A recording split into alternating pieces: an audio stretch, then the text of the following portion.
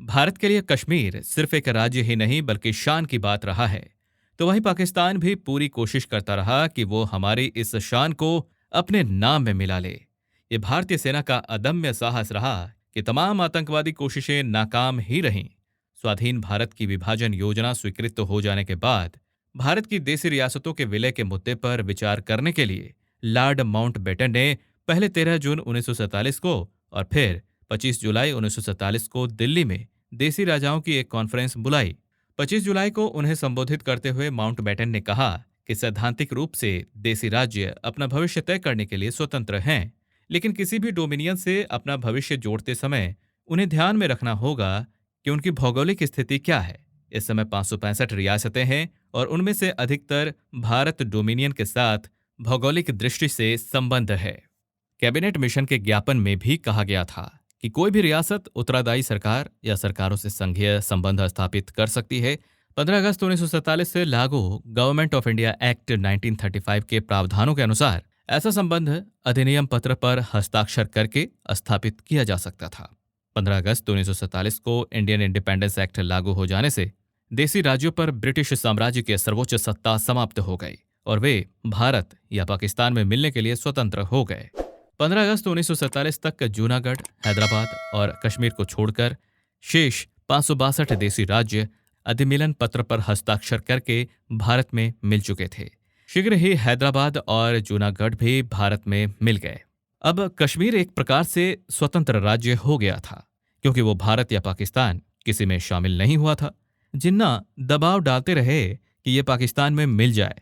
जिन्ना ने जब देखा कि महाराजा हरि सिंह पाकिस्तान में शामिल नहीं हो रहे हैं, तब यथास्थिति करारनामा होने के बावजूद पाकिस्तान ने खाद्य पदार्थ, पेट्रोल और अन्य आवश्यक वस्तुओं की आपूर्ति रोकने के साथ ही कश्मीर की सीमा पर हमले करने भी शुरू कर दिए। उन्होंने ये शिकायत भी की कि सिख लोग रियासत में घुसपैठ कर रहे हैं। कश्मीर सरकार ने न केवल इसका खंडन किया बल्कि ये कहा कि पाकिस्तान की ओर से अनाधिकृत लोग रियासत में आ रहे हैं। कश्मीर सरकार ने यह भी याद दिलाया कि आवश्यक वस्तुओं के अबाध आपूर्ति के आश्वासन के विपरीत 4 महीने के चावल, 2 महीने के गेहूं, 189 गांठ कपड़ा, 10 वैगन नमक और 384,000 गैलन पेट्रोल कश्मीर आने से पाकिस्तान ने रोक लिया है। पाकिस्तान ये दुष्प्रचार कर रहा था कि महाराजा की सेना कश्मीरी मुसलमानों की हत्या कर रही है, जबकि कश्मीर का कहना था कि जब जिन्ना को यह खबर लगी कि महाराजा पाकिस्तान में शामिल नहीं होना चाहते हैं, तब जम्मू कश्मीर के मुसलमानों को सांप्रदायिक दंगे करने के लिए भड़काया था। कश्मीर के तत्कालीन उप प्रधानमंत्री आरबी बत्रा ने 12 अक्टूबर 1947 को कहा कि हम हिंदुस्तान और पाकिस्तान दोनों से मैत्रीपूर्ण संबंध रखना चाहते हैं। किसी में शामिल होने का हमारा कोई इरादा नहीं है। हमने तय किया है कि जब तक रियासत में शांति व्यवस्था स्थापित नहीं हो जाती, इस प्रकार का कोई भी निर्णय नहीं लिया जाएगा। 15 अक्टूबर 1947 को जम्मू कश्मीर के प्रधानमंत्री ने तार भेजकर पाकिस्तान द्वारा आर्थिक नाकेबंदी की शिकायत ब्रिटिश प्रधानमंत्री से की। उन्होंने शिकायत की कि पाकिस्तान के अखबार सांप्रदायिकता फैला रहे हैं और पश्चिम में सशस्त्र पाकिस्तानियों की घुसपैठ हो रही है, लेकिन ब्रिटेन ने इसे अनसुना कर दिया। महाराजा ने भारत सरकार से अनुरोध किया कि वो राष्ट्रमंडल का सदस्य होने के नाते पाकिस्तान को ऐसा करने से रोके। उधर पाकिस्तान का कहना था कि कश्मीर में वहां की सेना ने मुसलमानों की हत्या की है। असल पाकिस्तानी सेना में कश्मीर के खिलाफ उत्तेजना फैल गई है। 15 अक्टूबर 1947 को जम्मू कश्मीर सरकार ने पाकिस्तान को स्पष्ट कर दिया कि यदि वे अपने घुसपैठ नहीं रोकते और नाकाबंदी नहीं उठाते तो कश्मीर सरकार बाहरी सहायता मांगने के लिए बाध्य होगी। 18 अक्टूबर को कश्मीर ने पाकिस्तान को सूचित किया कि पाकिस्तान यथास्थिति करारनामे की शर्तों का उल्लंघन करके उसकी सीमा पर हमला कर रहा है, लेकिन पाकिस्तान सरकार ने उल्टे ये शिकायत की कि किसी बाहरी देश के इशारे पर कश्मीर से मुसलमानों को भगाया जा रहा है। इस प्रकार का पत्र व्यवहार चल ही रहा था कि श्रीनगर में खबर पहुंची कि पाकिस्तान ने कश्मीर पर आक्रमण कर दिया है। पाकिस्तान के उत्तर पश्चिम में सशस्त्र कबायली मोटर गाड़ियों पर सवार होकर कश्मीर में घुसने लगे। उनका इरादा श्रीनगर पहुंचकर उस पर कब्जा करना था। लगभग 2000 आक्रमणकारियों ने 22 अक्टूबर 1947 को 4:30 बजे भोर में आधुनिक शस्त्रों के साथ पैदल और मोटर गाड़ियों पर सवार होकर मुजफ्फराबाद में प्रवेश किया। कश्मीर की फौज उनका सामना न कर सकी। आक्रमणकारियों द्वारा आग लगाना और लूट के साथ ही महिलाओं के साथ दुष्कर्म किया गया और बच्चों की हत्या की गई। कई गुरुद्वारे जला दिए गए। 23 अक्टूबर को चिनारी और 24 अक्टूबर को उरी पर कब्जा कर लिया गया। 25 से 26 अक्टूबर को उन्होंने अन्य नगरों को नष्ट किया। श्रीनगर को विद्युत आपूर्ति करने वाले मोहरा बिजली घर को तबाह कर दिया गया। 27 अक्टूबर को आक्रमणकारी बारामूला पहुंच गए। वहां से वे सुपोर, बांदीपोरा और गुलमर्ग की ओर आगे बढ़े। श्रीनगर की स्थिति चिंताजनक हो गई क्योंकि हमलावर वहां से मात्र 35 मील दूर रह गए थे। बदली हुई परिस्थितियों में 24 अक्टूबर 1947 को कश्मीर के राजा हरि सिंह ने भारत सरकार से सहायता की याचना और भारत से अधिमिलन के लिए प्रार्थना की। 26 अक्टूबर 1947 को हरि सिंह द्वारा हस्ताक्षरित अधिमिलन पत्र को अगले दिन भारत के तत्कालीन गवर्नर जनरल लॉर्ड माउंटबेटन की अध्यक्षता वाली रक्षा समिति ने स्वीकार कर लिया।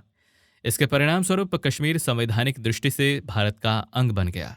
भारत ने 28 अक्टूबर 1947 को पाकिस्तान को सूचित किया कि कश्मीर भारत में मिल गया है और ये आशा व्यक्त की कि पाकिस्तान की सरकार आक्रमणकारियों को कश्मीर से हटाने में भारत का सहयोग करेगी। लेकिन पाकिस्तान ने इस अधिमिलन को अमान्य कर दिया। उसका कहना था कि कश्मीर ने पाकिस्तान के साथ यथास्थिति करारनामा किया था, इसलिए उसका भारत में शामिल होने के लिए अधिमिलन पत्र पर हस्ताक्षर करना करारनामे का उल्लंघन था। गौरतलब है कि यथास्थिति करारनामा यथास्थिति बनाए रखने के लिए और सर्वोच्च सत्ता की समाप्ति पर प्रशासकीय शून्य को भरने की एक अंतरिम व्यवस्था थी। इसका ये अर्थ नहीं था कि उस डोमिनियन का उस रियासत पर स्वामित्व हो गया है। इंडियन इंडिपेंडेंस एक्ट में यह व्यवस्था थी कि कोई भी रियासत भारत या पाकिस्तान सरकार या दोनों सरकारों से यथास्थिति करारनामा कर सकती थी। इसलिए पाकिस्तान से पहले करारनामा कर लेने से कश्मीर के महाराजा भारत के पक्ष में अधिमिलन पत्र हस्ताक्षरित करने के अधिकार से वंचित नहीं हो गए थे। यह भी कहा जाता है कि कश्मीर का कुछ भाग आक्रमणकारियों के कब्जे में चला गया था, इसलिए कश्मीर के महाराजा को भारत सरकार के पक्ष में अधिमिलन पत्र हस्ताक्षरित करने का अधिकार नहीं रह गया था। लेकिन कश्मीर के उस भाग पर जो आक्रमणकारियों के अवैध कब्जे में है, उनका स्वामित्व कैसे स्वीकार किया जा सकता है। बहरहाल एक अनपेक्षित विवाद उठ खड़ा हुआ और भारत ने 1 जनवरी 1948 को सुरक्षा परिषद में पाकिस्तान की शिकायत की। कश्मीर का मामला सुरक्षा परिषद में पहुंच गया और तभी से कश्मीर अंतर्राष्ट्रीय राजनीति की बिसात का मोहर बन गया। इसके बाद से कश्मीर का इतिहास संघर्षमय रहा है। भारतीय सेना ने आक्रमणकारियों को कश्मीर घाटी से खदेड़ दिया। युद्ध विराम लागू हुआ। विडंबना यह है कि कश्मीर का 1/3 भाग पाकिस्तान के कब्जे में चला गया और अब तक उसके कब्जे में ही है। सुरक्षा परिषद में दोनों ओर से तर्क वितर्क होते रहे। संयुक्त राष्ट्र संघ द्वारा नियुक्त मध्यस्थ अपनी रिपोर्ट प्रस्तुत करते रहे। पाकिस्तान युद्ध विराम रेखा का अतिक्रमण करता रहा। सैन्य संगठनों का सदस्य बनकर अपने को शस्त्रों से लैस करता रहा। विभिन्न देशों से साठगांठ करता रहा। अपनी सैन्य शक्ति के घमंड में 5 अगस्त 1965 को युद्ध विराम रेखा को पार करके पाकिस्तानी सैनिक कश्मीर में घुस आए, लेकिन उन्हें पराजय का मुंह देखना पड़ा और कश्मीर पर बलपूर्वक अधिकार करने की पाकिस्तानी योजना विफल हुई।